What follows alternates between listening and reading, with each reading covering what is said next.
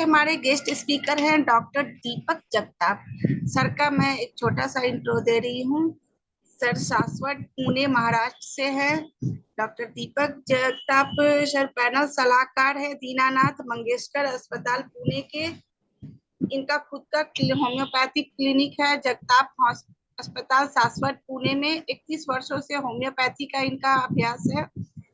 ये प्रतिष्ठित समाचार पत्रों में बहुत सारे लेख लिख चुके हैं। महाराष्ट्र और विदेशों में 150 से अधिक होम्योपैथिक डॉक्टरों को इन्होंने प्रशिक्षित किया है। 5 वर्षों से होम्योपैथी पर डॉक्टर दीपक जगताप शो नाम से एक इनका यूट्यूब चैनल भी है और इसके 3,000 से अधिक ग्राहक हैं। पुणे विश्वविद्यालय में छात्रों के लिए ये पीएचडी गाइड भी थे। होम्योपैथी पर कई राष्ट्रीय और अंतर्राष्ट्रीय सेमिनार में इन्होंने भाग लिया है। विभिन्न सेमिनारों महाराष्ट्र के होम्योपैथिक कॉलेजों, इंस्टाग्राम, गूगल और जूम मीट पर इन्होंने होम्योपैथी पर 300 से अधिक व्याख्यान दिए हैं। राष्ट्रीय और अंतर्राष्ट्रीय स्तर पर विभिन्न पुरस्कारों से भी ये सम्मानित हो चुके हैं। इनका आज का विषय है कॉस्मेटोलॉजी और होम्योपैथी। सो डॉक्टर दीपक सर, आपका ये पीएच मंच पे दोबारा बहुत बहुत स्वागत है। Over to you sir. नमस्ते। नमस्ते एवरीवन। अभी इसी महीने डॉक्टर मृदुल साहनी सर से मुलाकात हुई थी। हम 2 दिन दिल्ली में जो सम्मेलन आयोजित हुआ था हनुमान की जन्मतिथि पर, तो उसमें सर भी शामिल थे, उनके पुत्र भी शामिल थे और उनसे मिलने का लगभग 2017 के बाद लगभग 6 साल बाद हम मिले। बहुत आनंद हुआ इस बात का। और IFPH जो अपना फोरम है, मैं उसका भी बहुत बहुत आभार और ऋण व्यक्त करता हूं, क्योंकि आपने मुझे 5वीं बार महाराष्ट्र से आपने मुझे मौका दिया है मेरी बात रखने का।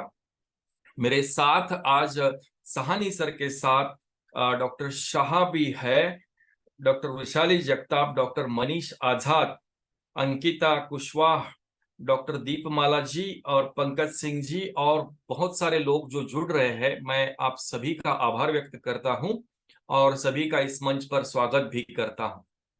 आज का जो विषय है कॉस्मेटोलॉजी इन होम्योपैथी। कॉस्मेटोलॉजी मतलब पूरा आप चेहरे की एनाटॉमी, चेहरा पूरा सिर से लेकर गले तक की जो एनाटॉमिकल पोर्शन जो है वो अच्छा दिखना चाहिए। अगर उसमें कुछ खराबी आती है तो उसके लिए होम्योपैथिक इलाज क्या है, इसके बारे में हम आज चर्चा करने वाले हैं। देखिए, चेहरा हो या चेहरा है या चांद का टुकड़ा जैसे गाने हो, या फिर तेरे चेहरे में वो जादू है, तेरी ओर खींचा चला आता हूं, जो हेमा मालिनी जी पर पिक्चराइज किया हुआ गाना, बहुत ही मशहूर हिंदी फिल्म का गाना।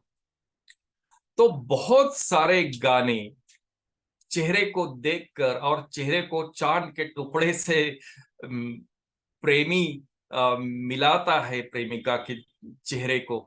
तो ये बात जो है, प्यार का इजहार जब होता है तो कोई ये नहीं कहता कि मैंने तेरा नाखून देखा और मुझे तुझसे प्यार हो गया, या फिर मैंने तेरा पाँव देखा और मुझे प्यार हो गया। मैंने बस तेरा एक बार चेहरा देखा और उस क्षण से मैं तुम्हारे प्यार में पागल हो गया। तो चेहरे की कीमत क्या है, उसकी फेस वैल्यू। फेस वैल्यू शब्द जो है वो अनेक कारणों के लिए हमारे रोजमर्रा की जिंदगी में इस्तेमाल होता है। चाहे हीरो हीरोइन हो, उनकी भी एक फेस वैल्यू है। कोई कीमती एवज हो, कोई भी ऐसी वस्तु हो जिसकी भी फेस वैल्यू रहती है, जो कि शेयर मार्केट में फेस वैल्यू का वर्ड जो है वो इस्तेमाल होता है। लेकिन एज अ डॉक्टर हमें,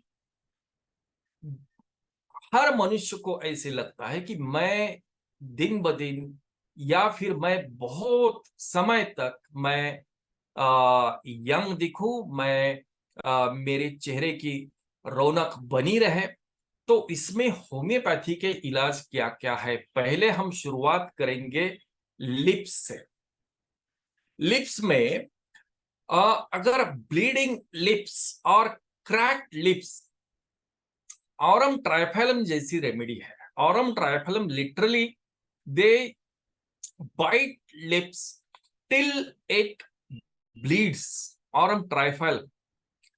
Aurum trifilum is a tissue poison. Aurum trifilum की विशेषता ये है कि Aurum trifilum literally destructs the tissue right from epithelial cells to bone cells also. तो Aurum trifilum की ये विशेषता है, तो इसलिए Aurum trifilum बहुत ही एक महत्वपूर्ण दवाई है ब्लीडिंग लिप्स या क्रैक्ड लिप्स में। उसके अलावा फिशर्ड लिप्स, जो पुराने जमाने में संध्या करके एक वी शांताराम के पिक्चर्स में एक हीरोइन हुआ करती थी, तो उसके फिशर्ड लिप्स मतलब क्रैक जैसे दिखते थे लिप्स पर। तो ये जो फिशर्ड लिप्स का मामला जो है या फिर cracks at corner of the lips, उसके लिए जो दवाइयां है वो हिपार सल्फ और नाट्रम म्यूराटिक। लिप्स के बारे में bleeding lips, arum triphyllum, fissured lips, hepar sulph और natrum म्यूराटिकम। नाट्रम म्यूराटिकम is a specially indicated remedy for pubertal girls.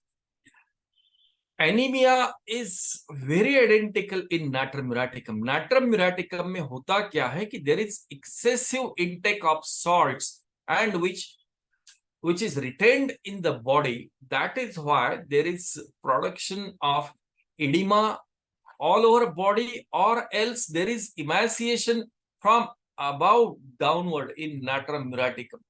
natrum muraticum के स्किन भी ऑयली रहती है, स्काल्प भी ऑयली। नाक के आसपास जब जो स्कूली बच्चे या लड़कियां बोलती है ना बहुत ही मेरा चिपचिपा चेहरा रहता है, या फिर एडवर्टाइजमेंट में तुम ये फेस वॉश क्यों नहीं इस्तेमाल करती, मेरा चिकनापन पूरा का पूरा जाता है, दिन भर चिकनाहट महसूस नहीं होती है, तो उससे सबसे बेस्ट जो है वो नाट्रम म्यूराटिकम ड्रग है for cracked lips also, fissure lips also, और वो चिकनेपन के लिए भी नाट्रम म्यूराटिकम का विचार कीजिए। अब सबसे महत्वपूर्ण और पूरी दुनिया उससे परेशान है कि एक्ने, पिंपल्स। अब पिंपल्स के बारे में हम सोचेंगे कौन कौन सी अच्छी दवाइयां हैं। देखिए, मैं पहले से ही एक बात क्लियर करना चाहता हूं कि हमें सिमिलिमम के अलावा कुछ भी रियली कुछ भी नहीं देना है, लेकिन there are certain homeopathic remedies जो कि एकदम गन शॉट ड्रग्स है कि ये देने से तुरंत फायदा यूं दिखता है। तो सिमिलिमम के लिए क्या करना है, तो आप सभी को मालूम है कि सिमिलिमम के लिए अच्छी खासी केस टेकिंग इसकी प्राइमरी रिक्विजिट है, जरूरत है। और सिमिलिमम के बारे में मैं 2 सवाल आपसे करूंगा जिसका उत्तर मैं आपसे सुनने वाला नहीं हूं, लेकिन उत्तर भी मैं बताता हूं कि जिसका उत्तर ना है, नो है उसका आंसर। एक पहला सवाल, is it easy to find out a simillimum? No. Is it impossible to find out simillimum? इसका भी जवाब नो है। ये इजी भी नहीं है, आसान भी नहीं है और नामुमकिन भी नहीं है। तो ये सवाल मैं हमेशा मेरे लेक्चर्स में पूछता हूं। ये 2 सवाल बहुत इंपॉर्टेंट है, जिसका उत्तर ना है मतलब हम सिमिलिमम पर्याप्त समय देकर केस टेकिंग पूरा करके हम सिमिलिमम पर पहुंच सकते हैं। लेकिन उसके दौरान अभी चेहरे के लिए क्या है ना कि चेहरे के लिए there are objective symptoms. Subjective symptoms आपको पूछने पड़ेंगे, लेकिन ऑब्जेक्टिव सिम्टम्स आपको अगर एक्ने पिंपल्स देखे तो किस प्रकार के पिंपल्स है, whether they are infective, whether they are indurated, whether they are inflamed, एकदम स्ट्राइकिंग सिम्टम्स होते हैं। वॉर्ड्स भी हो तो आप आंखों से आप देख पाते हैं। तो इसलिए चेहरे के जो भी लक्षण है they are all objective symptoms. तो ऑब्जेक्टिव सिम्टम्स पर आपको ध्यान देकर उसमें से दवाई निकालनी है। एक्ने के बारे में हम जब सोचते हैं तो एक्ने के लिए सबसे एक बेहतरीन फॉर्मूला है और जो कि हम आम तौर पर इस्तेमाल करते हैं।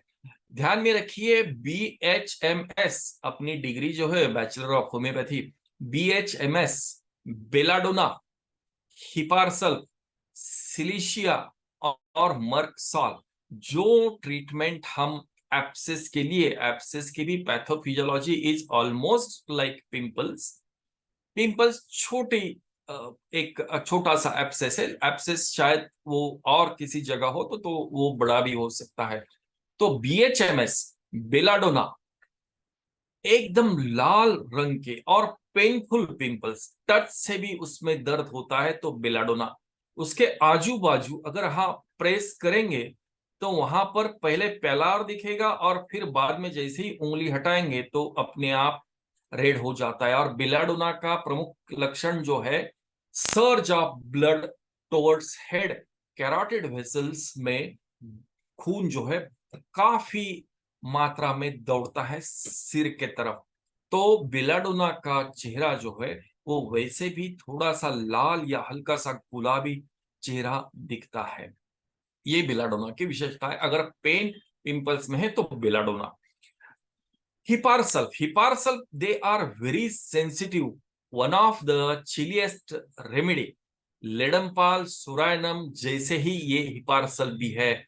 हिपारसल को इवन बोरिक में लिखा है कि they cannot tolerate even a breeze of wind, even though if there is the window is open in the next room. अगर ये रूम में पेशेंट बैठा है तो बाहर के रूम में हवा चल रही है तो भी वो महसूस कर पाते हैं। इतनी ठंड के लिए उनको परेशानी होती है। तो hepar sulph is a very chilly patient. और दूसरी बात, हिपारसल के जो पिंपल्स है वो ठीक नहीं होते। एक अगर पेशेंट की आदत रहती है कि वो लगातार उसे रप्चर करते या फोड़ देते हैं, अगर वो फटने से उसके बाजू में तुरंत दूसरा पिंपल आएगा, तीसरा पिंपल आएगा, उसके इर्द गिर्द लगातार एक के बाद एक। अगर फोरहेड पर भी उन्होंने पंक्चर किया उस पिंपल को तो उसके आजू बाजू में इर्द गिर्द पिंपल आना शुरू होता है। Non healing of wound is a characteristic of hepar sulph. तो हिपारसल को ध्यान रखिए। हिपारसल इरोजन और कोरोजन, वहां पर ईचिंग भी रहेगा, स्किन में होती है, खुजली भी आती है पिंपल्स गालों पर या फोरहेड पर। यह हिपारसल की विशेषता है। सिलिशिया, BHM, मर्कसॉल के discharges are thick and offensive. Merc sol का वैसा भी body smell is offensive body sweat is merc sol. और मर्कसॉल के पस से भरे हुए पिंपल्स आना is characteristic of merc sol. Yellow thick, एकदम भरा हुआ, पस से भरा हुआ जो पिंपल है उसके लिए आप मर्कसॉल का विचार कर सकते हैं। उसके बाद कौन से ड्रग्स है? Carbo animalis, carbo veg, both are chilly. एक एनिमल चारकोल है, एक वेजिटेबल चारकोल है। Both are chilly and there is history of loss of vital fluids. अगर किसी कारणवश कोई बहुत ही बड़ी बीमारी हो चुकी हो या फिर कोई फेब्राइल कंडीशन से पेशेंट हाल ही में गुजर चुका हो और फिर उसके बाद पिंपल्स आना शुरू हुआ तो कार्बोवेज और carbo animalis, it is good for cyanosis also.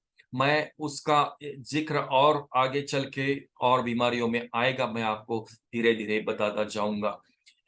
Calcarea silicata, calcarea is this silicata is from silicea and calcarea का ये जोड़कर, जैसे मैकफॉस, मैग्नीशियम और फॉस्फोरस, मैकफॉस कैलकेरिया कार, वैसे ही कैलकेरिया फ्लू जैसा ये कैलकेरिया ग्रुप की दवाई है जिसमें सिलिशिया का भी अंश है और कैलकेरिया का भी अंश है। कैलकेरिया का patient is usually they are obese, they are fat.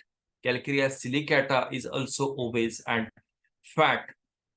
Astaris rubens, bubo like pimples, asterias rubens, बड़े बड़े पिंपल्स आते हैं। यहाँ चिन पर आए तो एकदम बड़ा, नाक पर आया तो एकदम बड़ा, गाल पर आया तो भी एकदम बड़ा, और वो फटने के बाद वहां पर गड्ढा रह जाता है। दूसरी एक सिमिलर दवाई है, काली ब्रोमैटम, काली ब्रोम, उसके भी पिंपल्स लगातार एक के बाद रेड पिंपल्स, काली ब्रोम के painful pimples, full of yellowish discharge also. और काली ब्रोम, काली ग्रुप का ये मेडिसिन है, तो काली इज ऑल्सो ओवेज और फैट। काली ब्रोम और asterias rubens, the pimples are indurated and painful, ये चीज इसमें ध्यान में रखने वाली है। रस्टॉक्स और लेडम पाल, लेडम पाल इज अनदर चिली रेमेडी। लेडम पाल ठंड के लिए बहुत ही सेंसिटिव होते हैं, और लेडम पाल की आपने इंजुरीज देखी होगी, पंक्चर्ड वुंड्स या puncture to the spinal cord, जैसे कि स्पाइनल एनेस्थीसिया देते हैं, लाइक सिजेरियन सेक्शन हो या फिर हिस्टेक्टोमी हो, उसके दौरान जब पंक्चर करते हैं, तो उस चीज के लिए लेडमपाल हमें हमेशा हमारे दिमाग में आता है। लेकिन ledum pal is good for pimples also. बहुत सारी बार रस्टॉक्स भी हमें जॉइंट कंप्लेंट्स के लिए रस्टॉक्स मालूम है, लेकिन rhus tox is good for its skin complaints also. Please remember Rastox and Ledampal and Ruta also in this. Soranum is another very important drug of for pimples. Soranum is also very sensitive for cold. ठंड, अगर बाहर भी ठंड है, they used to wear sweater even in summers. Even in summers, they used to take blankets while sleeping, even in summers. तो ये सोरानम की विशेषता है। Psorinum is very cold by nature, ये एक बात। दूसरी बात, psorinum is a entire drug picture of, it's a picture of Sora told by Samuel Hahnemann, तो सोरा के वुंड्स जल्दी हीलिंग नहीं होता है। सोरानम is good for eczema also. Soranum is used in psoriasis also, and soranum is good for pimples also. Soranum के discharge भी offensive and filthy discharges. Soranum is a great remedy for inflammation of epithelial layer. तो inflammation जहां से भी, और सोरानम में there is, boric में लिखा है, बहुत अच्छे, एक अच्छा सा सेंटेंस है, बोरिक में लिखा है कि it is deficient in phagocytosis. मतलब किसी भी बैक्टीरिया का जब भी कोई आक्रमण शरीर में होता है, तो उसके लिए फाइट करने के लिए प्रकृति ने दिया हुआ जो हर एक लाइव ऑर्गेनिज्म का जो मैकेनिज्म है, जिसमें WBC का काउंट, व्हाइट ब्लड कॉर्पस्कल्स जब बढ़ते हैं, तो हम लड़ पाते हैं किसी भी इंफेक्शन से। लेकिन सोरानम में फैगोसाइटोसिस, वो WBC फॉर्मेशन की प्रक्रिया जो है वो बहुत ही धीमी रहती है। इसके कारण इसके पिंपल्स, सोरानम के पिंपल्स जल्दी हील नहीं होते। अगर वो फूटते हैं तो उसमें से येलोइश ग्रीनिश डिस्चार्ज निकलता है, और वो ज्यादा जल्दी ठीक नहीं होते हैं। तो definitely remember psorinum in this case. उसके बाद ये पिंपल्स के कुछ महत्वपूर्ण मेडिसिन है। बाद में आप सोचेंगे कि नक्सोमिका क्यों नहीं, तो नक्सोमिका बिल्कुल है, बिल्कुल है, क्योंकि नक्सोमिका की सेडेंटरी लाइफस्टाइल जो है, बर्गर खाओ, पिज्जा खाओ, एक्स्ट्रा चीज वाला बर्गर चाहिए, एक्स्ट्रा चीज वाला पिज्जा चाहिए, तो ये सब जंक फूड खाना, एक बड़े बड़े चॉकलेट्स खाना, ये उनकी हैबिट है। Non vegetarian food, spicy food, they like this kind of lifestyle. तो नक्सोमिका में भी, nux vomica is also a very good medicine for pimples. तो likewise will proceed further for another dandruff. Dandruff में दो तीन प्रकार के डैंड्रफ है। एक तो कैंथेरिस और नाट्रम म्यूराटिकम का जो डैंड्रफ है, वो नाट्रम म्यूराटिकम की स्किन ऑयली रहती है। Cantharis is prepared from a Spanish fly. Cantharis में बर्निंग भी होता है। अगर पेशेंट कोम करता है बालों को कंघी से, तो स्किन की बर्निंग होती है, स्काल्प की। ये एक बात है। चेहरे में भी बर्निंग महसूस होती है। ये समर के सीजन में हाथ पांव में भी बर्निंग महसूस होती है, because cantharis is irritant right from mouth to rectum. ये जीआई ट्रैक्ट का भी इंफ्लेमेशन इसमें होता है। Cantharis is also good for IBS, irritable bowel syndrome. तो उसके कारण कैंथेरिस का जो डैंड्रफ है, कैंथेरिस का डैंड्रफ में बर्निंग भी है, चिकनाहट भी है। वो ऐसे नाखून में आता है। नाट्रमूर का भी नाखून में ऐसे ऐसे करके आप निकाल सकते हैं। इतना चिपचिपा या फिर oily dandruff is there in natrum mur and cantharis. Phosphorus and psorinum. Phosphorus, psorinum, sarsaparilla और थूजा। हम हेड एंड शोल्डर जो आम तौर पे टीवी पर दिखने वाला जो एडवर्टाइज है, तुम्हारे शोल्डर्स पर ये डैंड्रफ, और फिर वो लड़की एकदम शर्मा जाती है अपने स्कूल कॉलेज मेट्स के साथ, और ये कंधे पर ये डैंड्रफ, ये रूही, तो उसे लड़कियां, बाकी लड़कियां चिढ़ाती है। तो वो जो फैलने वाला डैंड्रफ है, कंधे पर गिरता है या फिर टी शर्ट पर आगे गिरेगा, पीछे भी गिरेगा, इस प्रकार का जो, या फिर हल्के से बालों को ऐसा भी किया तो भी डैंड्रफ निकलता है, वो दिस कम्स अंडर थूजा और सारसापरिला। अपने आटे जैसा डैंड्रफ, मुझे शब्द याद नहीं आ रहा था, आटे जैसा डैंड्रफ जब होता है तो definitely you can think of thuja and sarsaparilla. Sarsaparilla में भी ईचिंग बहुत ज्यादा है। Thuja is hydrogenoid constitution. Thuja भी और बर्बेरिस वल्गैरिस भी। थूजा यूजुअली डार्क कलर्ड रहते हैं, डार्क कलर्ड और hydrogenoid constitution, retention of water in the body. तो ये थूजा की खासियत है। थूजा, आपको मालूम है कि थूजा इज एंटीसाइकोटिक रेमेडी। तो थूजा का जिक्र और भी कंप्लेंट्स में चेहरे के लिए और भी आएगा, तो मैं आगे आगे आपको बताता जाऊंगा। Alopecia areata is, Seborrhea capitis is dandruff. Seborrhea capitis is a dandruff. और alopecia areata is another एक fungal infection. rather infection से उचित शब्द है infestation, fungal infestation। तो किसी पोर्शन ऑफ हेड, स्काल्प में या तो कॉइन शेप या फिर बड़े बड़े धब्बे, और वहां से पूरे पैच में से बाल निकल जाते हैं, पूरे पैचेस में बाल निकल जाते हैं, और एकदम स्काल्प वहां का एकदम हेयरलेस हो जाता है।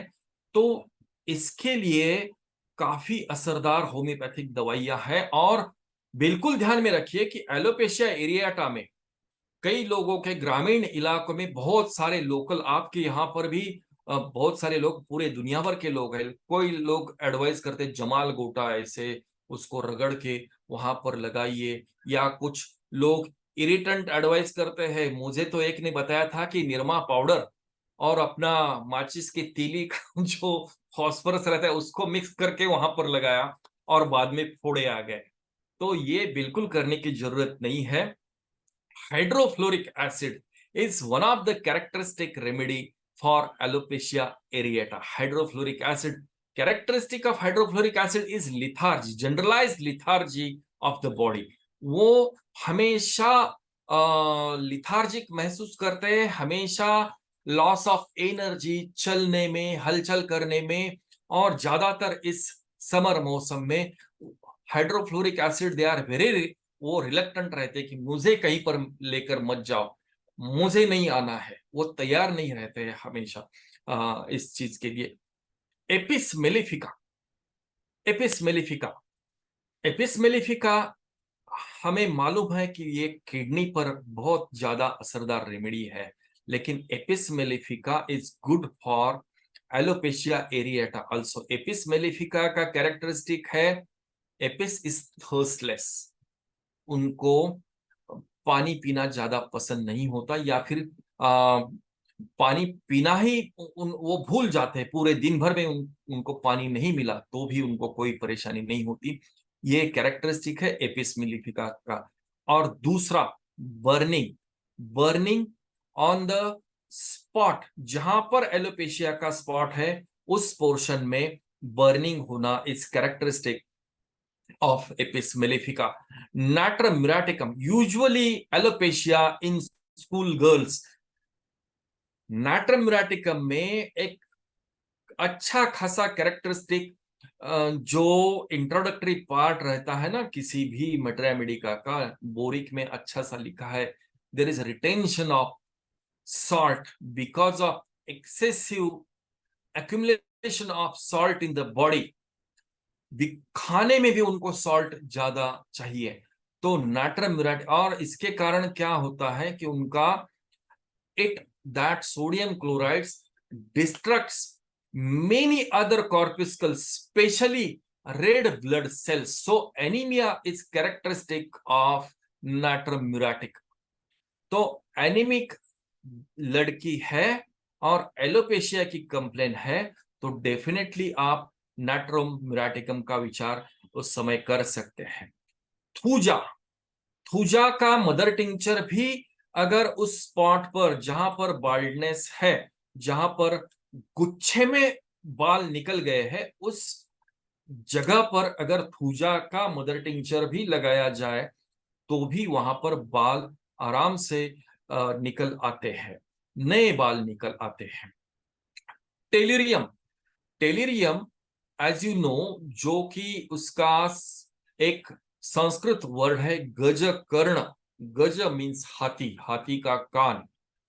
टीनिया, टीनिया, गजकर्ण, tinea infestation. This is a sort of fungal infestation which happens on the scalp, which can happen anywhere in the body, especially it happens in groins or in axilla or in on the abdominal wall. It's tinea infestation. तो उसके लिए टेलिरियम एक बहुत ही महत्वपूर्ण दवाई है जो कि काफी असरदार है एलोपेशिया एरिएटा में। अब आता है हेयर लॉस।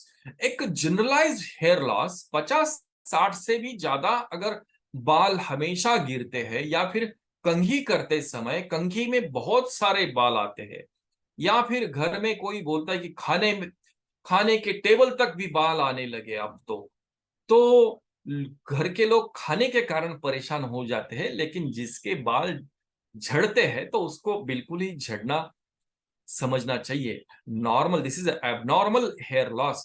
तो हेयर लॉस के लिए बहुत सारी बार क्या होता है, लोग एकदम बाल्डनेस में लैंड होने के बाद, या फिर हेयर्स में क्या है ना, लगातार अलग अलग किस्म का प्रयोग, कोई लोग शिकेकाई ऐसे उबाल के, या फिर शिकेकाई और रीठा, रीठा को क्या बोलते हैं मुझे हिंदी वर्ड मालूम नहीं है, लेकिन एक ऐसा राउंड शेप नक्सोमिका जैसा एक बीज आता है और उसको उबाल के उसके पानी से नहाते हैं। और अपना हिबिस्कस जासवंत, उसके फूल का तेल निकालते हैं और उसका ऑयल भी बनाते हैं, वो भी ऑयल अप्लाई करते हैं। बिल्कुल जरूरी नहीं है हेयर लॉस के लिए, आप जितना हो सकता है होम्योपैथी में ही काफी असरदार मेडिसिन हेयर लॉस के लिए है, और वो बस होम्योपैथी में ही है। उसके अलावा भी क्या देखना चाहिए वो भी मैं बताऊंगा। हेयर लॉस में कार्बोवेज और लाइकोपोडियम वेरी इंपॉर्टेंट है। कार्बोवेज में loss of vital fluids, if there is history of loss of vital fluids, मतलब अगर किसी एक्सीडेंट के कारण बहुत ज्यादा, 1-2 बॉटल मतलब 450 ml से लेकर 1000 ml तक का ब्लड लॉस हुआ हो, चाहे वो कोई रोड ट्रैफिक एक्सीडेंट हो, चाहे ऑपरेशन हो, या फिर कॉलरा जैसे कंप्लेंट हो, या फिर वो पेशेंट हाल ही में टाइफाइड जैसे बीमारी से, क्योंकि वो बहुत दिनों तक चलने वाली बीमारी है, टाइफाइड जैसे बीमारी के बाद या फिर ट्यूबरकुलोसिस के ट्रीटमेंट के बाद अगर बाल झड़ रहे हैं तो कार्बोवेज का इस्तेमाल जरूर कीजिए। Lycopodium is tall, lean, thin, like phosphorus. Phosphorus looks very attractive. Phosphorus के आईज बहुत ही अट्रैक्टिव होते हैं। Lycopodium is stoop shoulder.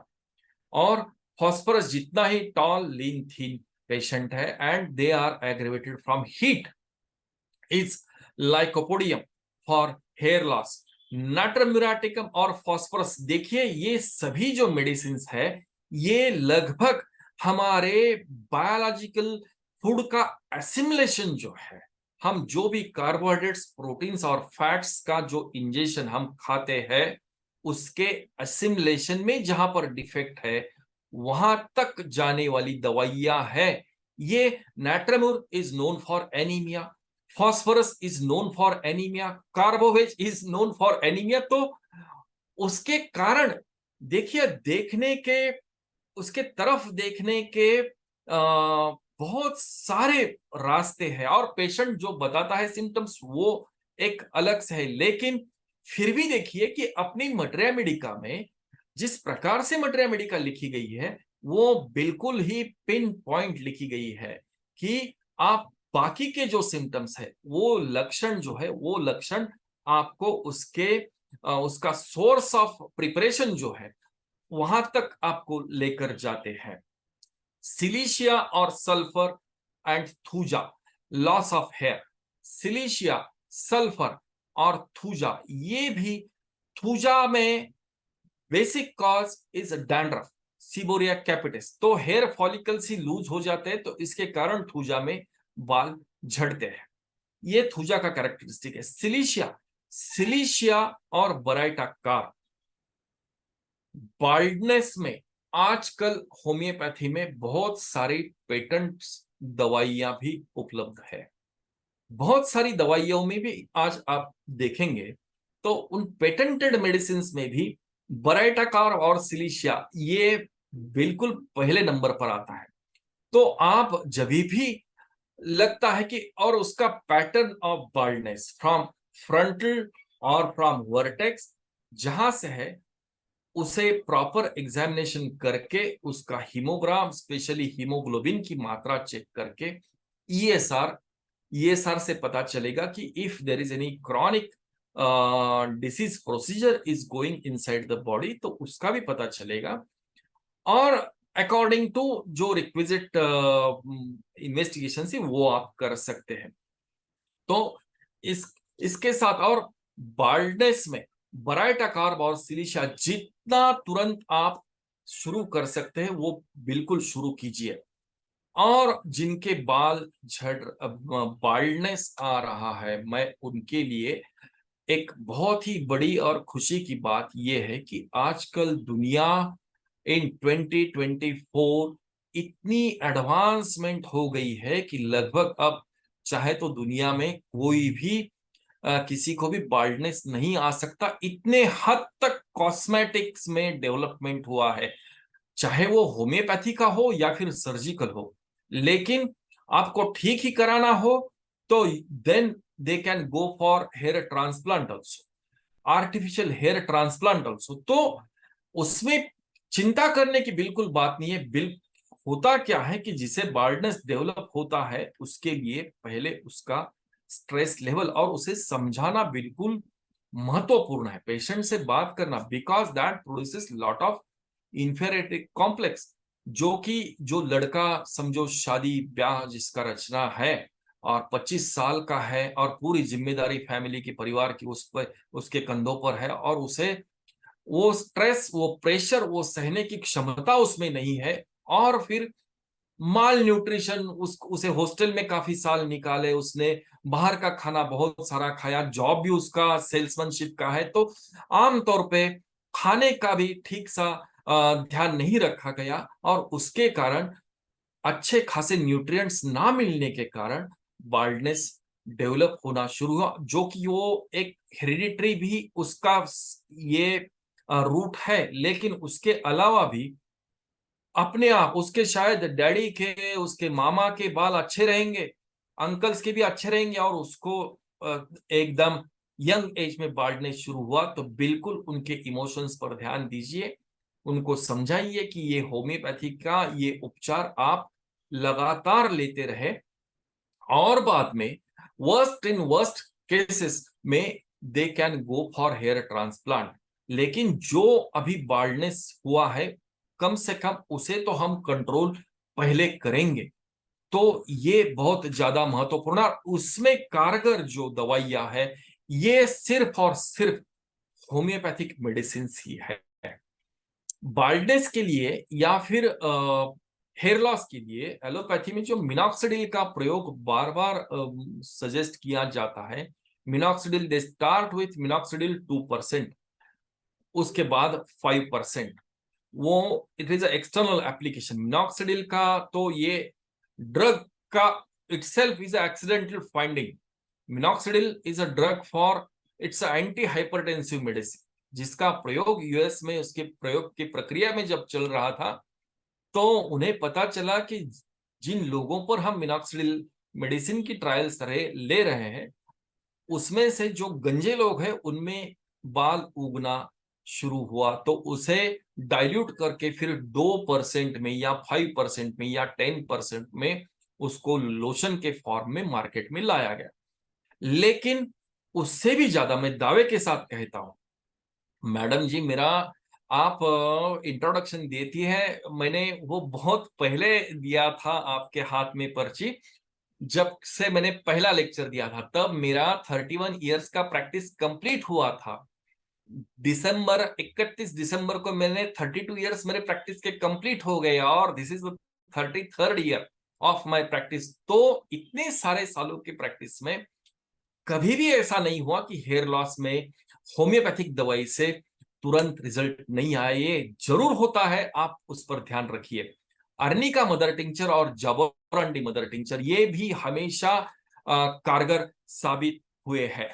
तो ये हो गया हेयर के बारे में, लिप्स के बारे में, पिंपल्स के बारे में। अब हम चलते हैं face abnormal facial pigmentation, brown spots on forehead और ऑन नोज और ऑन चिक्स। ब्राउन स्पॉट्स के लिए कौन सी दवाइयां है? Calcarea carb, colchicum, kali iodium, kali carb, lycopodium, natrum carb, nitric acid, sepia और सल्फर जैसी दवाइयां ब्राउन स्पॉट्स के लिए बहुत ही कारगर है।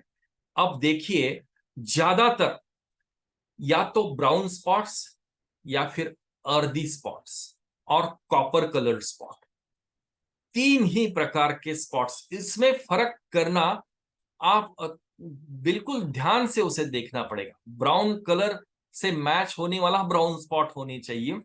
अर्दी मतलब अपनी मिट्टी का जो कलर होता है, मिट्टी जैसा कलर, अर्दी स्पॉट्स। और कॉपर कलर, कॉपर मतलब तांबा, तांबे जैसा थोड़ा सा लाल जो है वो कॉपर कलर्ड स्पॉट। तो उसमें डिफरेंशिएट की गई होम्योपैथिक दवाइयां अलग अलग है। अब ब्राउन स्पॉट्स में जो दवाइयां आती है, कैलक्रिया कार और colchicum. Calcarea carb is a very good constitutional remedy. Calcarea is fat, fair, flabby. अब ये हम रट चुके हैं बिल्कुल ही। कैलक्रिया कार कब देना है ब्राउन स्पॉट्स के लिए, उस पर विशेष करके केस टेकिंग के बाद ही आपको पता चलेगा कि ये यस। और कैलक्रिया कार का पेशेंट यूं आपको समझ में आएगा कि यही कैलक्रिया कार का पेशेंट है। मैं और एक मुद्दा जो है इससे बहुत इंपॉर्टेंट, जो न्यूट्रिशन के बारे में, मैं उस पर आगे आऊंगा। कॉलचिकम, कॉलचिकम हमें हमेशा, कॉलचिकम या तो हमें रूमेटॉइड अर्थराइटिस या फिर गाउट के लिए या फिर वॉमिटिंग ड्यूरिंग प्रेगनेंसी के लिए हम कॉलचिकम का विचार करते हैं। लेकिन कॉलचिकम का रोल ब्राउन स्पॉट्स में है, इस पर हमारा ध्यान कभी जाता नहीं है। लेकिन कॉलचिकम भी बहुत अच्छी दवाई है ब्राउन स्पॉट्स ऑन फेस के लिए। Iodium, iodium is a very characteristic, iodium is important drug for thyroid dysfunctions. hyperthyroidism or hypothyroidism. Hypothyroidism में there is weight gain, hyperthyroidism में there is the patient is lean, thin and emaciated. Usually IODM patient is a very hot patient. वो बिल्कुल भी गर्मी सह नहीं कर सकते उनको, और लीन थीन एकदम दुबले पतले, क्लेविकल्स जो है, क्लेविकल बोन्स ऐसे दिखाई देते हैं, रिब्स भी दिखाई देती है, इतने दुबले पतले सांवले रंग के गाल, ऐसे अंदर ऐसे गाल।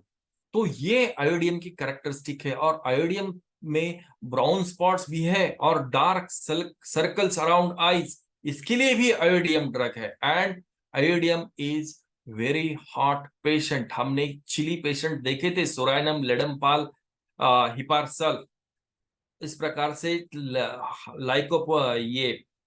लाइकोपोडियम और iodium they are hot in nature. Sepia is predominantly a female remedy. Sepia का आप मेंटल्स, बहुत चिड़चिड़ापन, बहुत टेंशन वाली, बहुत गुस्सा करने वाली, बहुत पूरे फैमिली का भार ढोते ढोते जो थक गई है औरत, मटेरिया मेडिका में लिखते हैं कि sepia can even throw her own child from the balcony of the house. इतना गुस्सा उनको आ सकता है। तो सेपिया को बिल्कुल ध्यान में रखिए। Copper coloured spots, copper colour, तांबे जैसे स्पॉट्स जो है, prominent drugs are arsenic album. This is a very good constitutional remedy. Arsenic में उसका पूरा सब एकदम टिप टॉप टिप उनको जो लगता है कि पूरा उनकी चीजें, उनकी पढ़ाई का सब सामान, उनके सभी अध्ययन के औजार हो या कुछ भी हो, उनका they are very disciplined and decent. Arsenic gets irritated, irritability, they are irritable mentally as well as physically. तो ये सब मामला अगर उससे जुड़ता है तो आप कॉपर कलर्ड स्पॉट में आर्सेनिक का प्रयोग बिल्कुल कर सकते हैं। कार्बो एनिमलिस और क्यूप्रम मेट, क्यूप्रम मेटालिकम में loss of vital fluid, carbo animalis में भी loss of vital fluids. Cuprum met is also known remedy for cholera, loss of vital fluids, dehydration होना। कार्बो एनिमलिस ब्लड लॉस और vital fluids like vomiting में शरीर में से पानी कम होना, dehydration is characteristic of cuprum met, कार्बो एनिमलिस।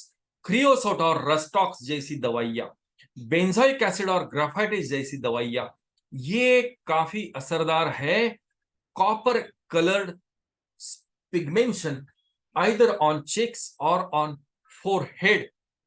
इसका बायोलॉजिकल चेंजेस उसमें क्या है वो मैं आखिरी में उस पर जाऊंगा।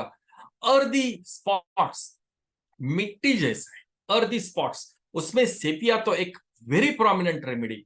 Earthy spots, china officinalis, china officinalis, ferrum metallicum, ferrum आयोडाटम।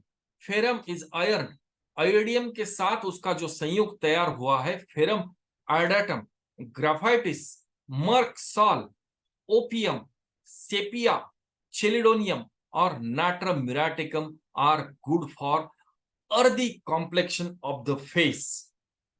तो बिकॉज मैंने शुरुआत में ही कहा था कि ये सभी जो प्रकार की बीमारियां है चेहरे के बारे में या कॉस्मेटोलॉजी में, वो दे आर ऑब्जेक्टिव सिम्टम्स।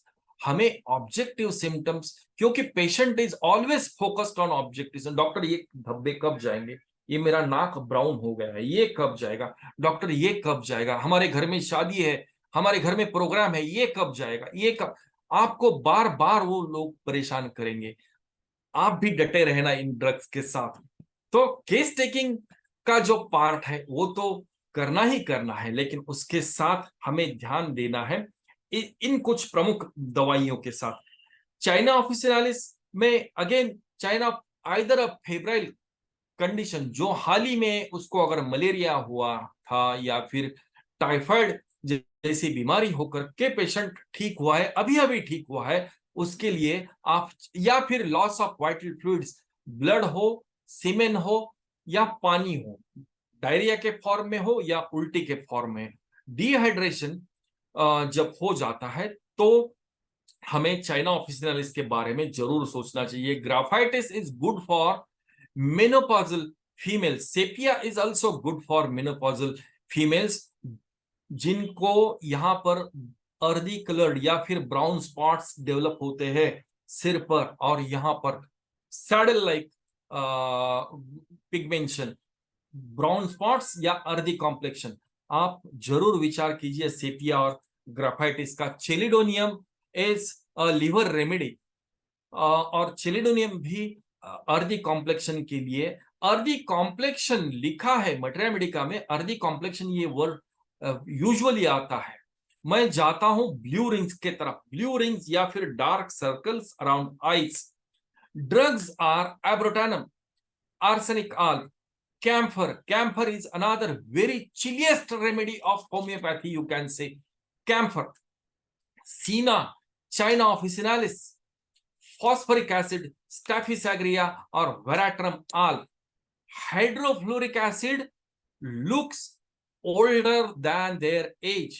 जितकी उनकी जितनी उम्र है, समझो 30 साल का इंसान, आदमी दिखता है 40 साल जितना। 40 साल का हो दिखेगा 55 के आसपास का, 50 साल का इंसान दिखता है 65-70 जैसा। तो ये they look older than their age is hydrofluoric acid. उनके बालों का भी कॉम्प्लेक्शन चला जाता है, चेहरे का भी कॉम्प्लेक्शन चला जाता है, झुर्रियां भी बहुत ज्यादा आना शुरू हो जाता है। स्टैफिसाग्रिया के मेंटल्स बहुत इंपॉर्टेंट है। स्टैफिसाग्रिया, ब्लू रिंग्स और डार्क सर्कल्स अराउंड आइज, बार बार उनका अपमान होना, बार बार इंसल्ट होना, और सप्रेशन ऑफ इमोशंस, एंगर को दबाकर बहुत समय तक, बहुत सालों तक अपने गुस्से पर काबू रखना पड़ा। ऐसी स्थितियों में उनका चेहरा बहुत कुछ बातें बोल देता है, चेहरा बहुत कुछ कहता है। हम अक्सर ये बातें बोलते हैं, तो चेहरा बहुत कुछ बातें बोलता है, तो चेहरे से ही पता चलता है कि उनके दिमाग में भी क्या चल रहा है। तो बिल्कुल ध्यान में रखें। Veratrum all which pinched face, repertory में भी लिखा है पिंच्ड फेस, जैसे दबाया है चेहरे को किसी ने, इतनी सारी झुर्रियां, इतने सारे डार्क सर्कल्स।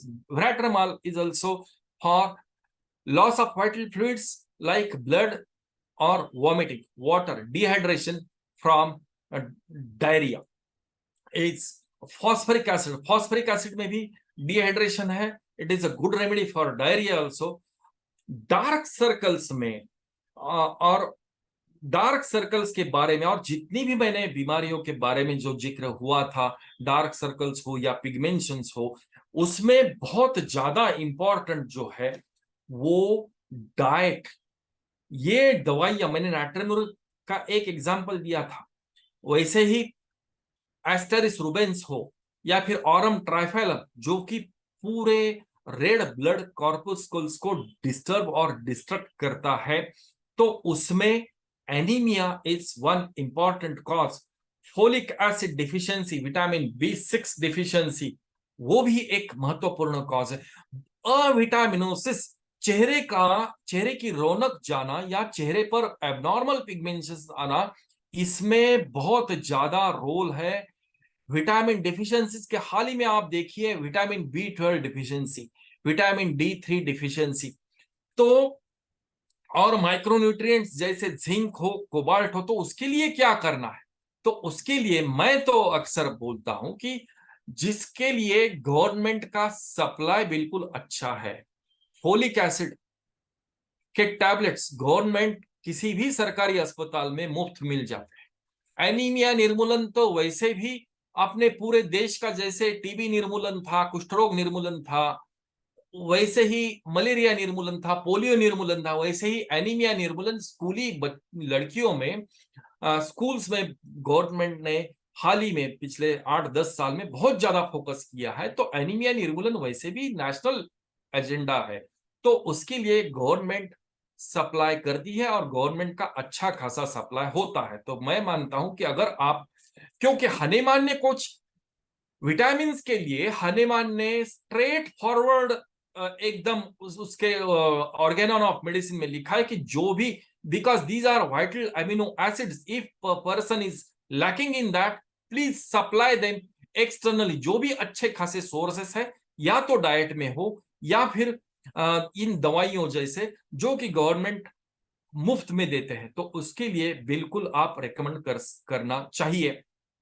और जाते जाते मैं वॉर्ड्स, मुझे पता है मेरा टाइम खत्म होने को आया है, वॉर्ड्स ऑन फेस, फेस पर वॉर्ड्स है तो नाइट्रिक एसिड, कॉस्टिकम, डलकैमेरा और thuja. Very fast I am going.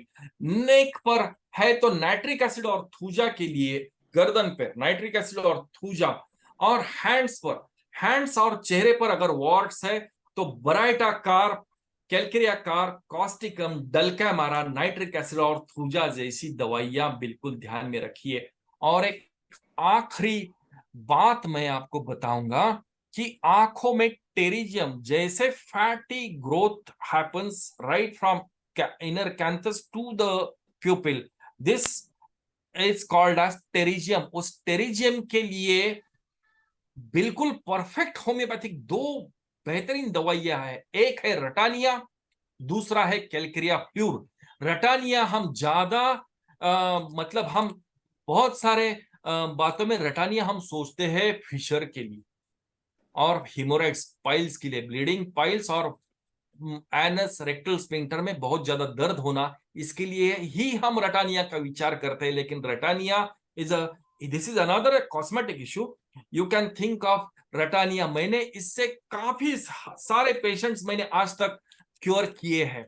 और साहनी सर, मैं आज, और शाह सर भी है, मैं हर मेरे एक लेक्चर के बाद मैं एक ऐसा नेशनल इशू पर मैं एक बात सभी के दिमाग में डालता हूं। जैसे मैंने किसानों की आत्महत्या पर मैंने कुछ विचार रखे थे और मेटालिकम ड्रग जैसे, तो आज की तारीख में ये हम जो टॉफीज जो खाते हैं बच्चे, तो ये टॉफीज 1 रुपया उसका एमआरपी है। तो या टॉफी हो या फिर गुटखा, खैनी, वो तो ऐसे छील के ऐसे मुंह में डालते हैं। तो ये 2 रुपए का, 5 रुपए का गुटखा हो या कुछ हो, तो मैं आपसे अनुरोध करना चाहता हूं और आपके माध्यम से पूरे आईएफपीएच अपना जो ग्रुप है और पूरी अपनी होम्योपैथी की जो इंडस्ट्री है, अगर इस फॉर्म में कुछ होम्योपैथिक दवाइयां हम डिस्पेंस कर सकते हैं, लाइक नक्सोमिका, और जो कि हमारे देहाती जो पूरा भारत है, तो वो काफी कम कीमत में नक्सोमिका पॉलीक्रेस ड्रग, एटलीस्ट 30-40 ड्रग जो है, अगर हम बना पाए, अगर हम उसे सर्कुलेट कर पाए, तो मुझे लगता है देश को आगे बढ़ने में इससे काफी हद तक मदद मिलेगी। तो बस इसी विचार के साथ मैं आपकी आज्ञा लेता हूं और आपने बहुत शांततापूर्ण सुना। धन्यवाद। धन्यवाद डॉक्टर दीप जगताप जी, आपने बहुत बढ़िया लेक्चर दिया। और शुरू में एक बड़ा अच्छा गाना क्या तो बता रहे थे आप, गाने का क्या नाम है? तेरे चेहरे में वो जादू है, और चेहरा हो या चांद का टुकड़ा। और मैं एक गाना ऐड करता हूँ। बिल्कुल। मैं, चेहरे बदल जाएंगे, मेरी आवाज ही मेरी पहचान है। यस। चेहरे बदल जाएंगे, मेरी आवाज ही मेरी पहचान है। तो बहुत अच्छा आपने प्रेजेंटेशन दिया है, और मैं समझता हूँ कि इतना बेहतरीन तरीके से आपने कॉस्मेटोलॉजी को होम्योपैथी के साथ में जोड़ा है। और चेहरे तो बदलते रहते हैं, सब कुछ होता रहता है, थोड़ा बहुत सुधार होता है। और एक और बहुत अच्छा, मैं बचपन में एक कविता पढ़ा था, child is the father of man. पूरा कविता का लाइन याद नहीं है, child is the father of man. तो मैं इसमें ये बताना चाहूंगा कि चाइल्ड इज द फादर, जो चेहरे आपके बचपन में थे वो बुढ़ेपे में देख सकते हैं क्या आप? है ना? ये किसी ने देखने का प्रयास किया तो कुछ ऐसे इंस्टिंक्ट होते हैं जो कि नहीं बदलते हैं, कुछ ऐसे इंस्टिंक्ट होते हैं जो कि नहीं बदलते हैं। वह चेहरे के साथ भी लागू होता है, आपके बिहेवियर के साथ भी लागू होता है, आपके सभी चीज के साथ में लागू होता है। तो वंडरफुल प्रेजेंटेशन था डॉक्टर जगताप जी। और हमारे समय का भी सीमा है, लेकिन और कोई आज मैं दीपमाला जी ने अच्छा समय पर शुरू किया है, और मैं भी आज कुछ अपने बीमारी के बाद में कुछ आपके साथ में जुड़ने का कोशिश किया हूँ। हालांकि डॉक्टर ने मना किया कि अभी आप 30 तारीख तक आप मत मिलिए, किसी पर मीटिंग में भाग मत लीजिए। मैं कहा कि मैं मीटिंग में भाग नहीं लूंगा तो मेरे को नींद नहीं आएगी, तो मैं नींद लाने के लिए मैं आप लोगों के साथ में आज पुनः जुड़ा हूँ। Thank you Deepmala ji, thank you Ankita ji, thank you doctor Manish Azad ji, आप लोग बहुत अच्छा मैनेज कर रहे हैं। मैं चाहूंगा, और डॉक्टर पंकज कुमार सिंह, ये सब लोग हमारे बहुत अच्छे पार्टनर हैं जो कि हिंदी फोरम को चला रहे हैं। और राम प्रवेश जी, आप क्योंकि सवाल किए हैं, लेकिन मैं आपको आज परमिशन नहीं दूंगा, आज भर छोड़ दीजिए, फिर मैं आपको परमिशन दूंगा आगे के लिए। आज मैं किसी को बोलने के लिए परमिशन दे, आपको जो भी कहना हो, क्योंकि कुछ घटनाएं हैं जो कि अटैक के लिए अभी लोग लगे हुए हैं, इसलिए हम लोग अभी तत्काल थोड़ा सा भी अगर कुछ सिक्योरिटी प्रॉब्लम में करेंगे तो प्रॉब्लम हो जाएगी। ठीक है, तो दीपमाला जी आप कुछ शब्द बोले, और डॉक्टर अंकित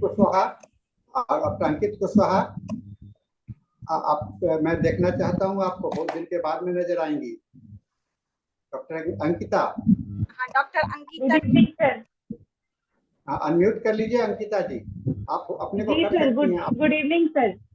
हाँ आप अभी वैक्सीन में हैं? जी सर। जीडी मेमोरियल अच्छा नहीं लगा क्या? चलिए चलिए, बहुत अच्छा है सर। लास्ट में जो आपने वो बताया मेडिसिन के बारे में कि चॉकलेट फॉर्म में भी आना चाहिए, सजेशन तो आपने बहुत ही अच्छा दिया, बट मैं इसका एक मुझे जो फील हुआ वो मैं बताना चाह रही हूँ कि मे बी बहुत लोग इसका as a toffee, as a chocolate भी यूज कर ले, हो सकता है उसका मिस यूज करे। ये भी नहीं, मेरा कहने का मतलब है कि इतना जो कम खर्चे में काफी हाइजीनिक तरीके से होम्योपैथिक दवाई अगर मेडिकल स्टोर में आ जाए, जैसे कि शैम्पू के सैचेट आने लगे हैं, होम्योपैथिक शैम्पू, जैसे कि क्लिनिक प्लस हेलो शैम्पू वगैरह जो है उसके 2 रुपए की पुड़ी आती है, तो उसी प्रकार से इसका पैकेजिंग के बारे में मैं बोल रहा हूँ। मुझे टॉफी के लिए नहीं बोलना है, मुझे पैकेजिंग अगर इस फॉर्म में तो काफी सस्ता रहेगा अपने पेशेंट्स के लिए। और देहाती इलाकों में अगर फोन पर भी किसी ने कंप्लेन की कि मैंने शादी में बहुत ज्यादा कुछ खाया है, तो हम बोल सकते हैं कि नक्सोमिका की एक पुड़ी लो और खा लो, तो ये तुरंत मिलने वाली और खराब ना होने वाली चीज रहेगी। दीपक जी, इस संदर्भ में मैं कहना चाहूंगा, कुछ फार्मास्यूटिकल्स कंपनी हैं जो कि सिंगल डोज मेडिसिन बना रहे हैं, जैसे कि वो आपका किलो पैक में नहीं, किलो पैक नहीं, उसको क्या कहते हैं, फॉइल पैक में जो आता है, तो वो करके वो लोग देना शुरू कर रहे थे। वो पाइपलाइन में है, कंपनी वाले लोग आने पर, तो वो उस तरह का है। लेकिन आपका ये सजेशंस जो है तो किलो पैक में का मैं लोगों को रेकमेंड करूंगा कि आप उस पर भी सोचिए, किलो पैक बहुत बढ़िया ये होगा, है ना। तो एक अच्छा सजेशन आपने दिया है होम्योपैथी के प्रचार करने के लिए। आज मैं एक सुप्रीम कोर्ट का जज का बहस भी देख रहा था, तो उसमें एक बहुत बड़ा परिवर्तन आने वाला है, जो होम्योपैथी के ऊपर में अटैक होता रहता है, आयुर्वेद रामदेव बाबा पर अटैक होते रहता है, तो उस पर बहुत अच्छा रिमार्क्स आया है। पूरा केस का इतिहास ही बदल रहा है, तो मैंने इसका सिनेरियो बदल रहा है।